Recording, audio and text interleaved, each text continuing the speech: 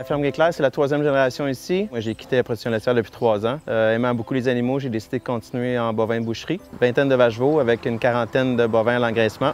Ensuite, en superficie, on cultive 400 acres, dont 335 acres en possession. On cultive le blé de printemps, le maïs grain, ainsi que le soya. On fait beaucoup de foin aussi, une centaine d'acres.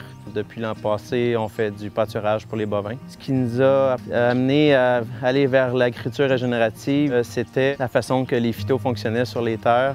De moins en moins de performance, donc on créait probablement des sols qui sont paresseux, donc on veut ramener la biologie dans le sol. Donc on va incorporer les cultures couvertures dans nos rotations, amener les bovins au champ après les cultures aussi.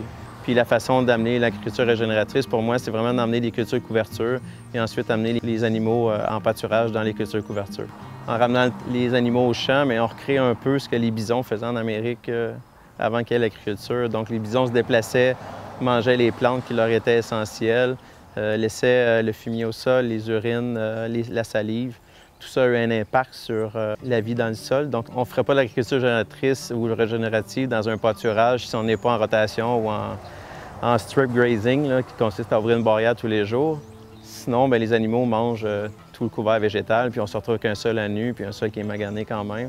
Donc, le régénératif, c'est vraiment de créer des parcelles que les animaux mangent ce qui est le meilleur, puis de laisser un certain couvert au sol pour permettre à la biologie du sol de travailler. Ouais. Ça, on n'a pas vraiment de données au niveau monétaire encore. On se donne 2-3 ans avant de pouvoir chiffrer ce qu'on fait. Puis il y a plusieurs pratiques qui sont non chiffrables, même la part des cultures couvertures. C'est très difficile de chiffrer, mais on va faire des tests justement cet automne, voir à des endroits avec certaines plantes et à d'autres non pour voir la quantité de rendement l'année prochaine.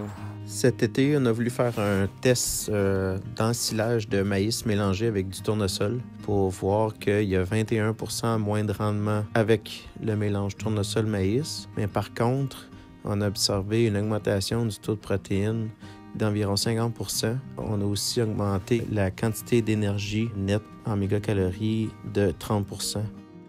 On veut arrêter les travaux des sols à la ferme. De plus en plus dans la littérature, on voit que le travaux du sol est le pire ennemi de la biologie dans le sol. Donc, on enlève la prolifération de mycorhizes dans le sol, on peut détruire certaines bactéries. Puis, on veut arrêter les travaux des sols à l'entreprise pour stopper le plus possible les échanges de carbone.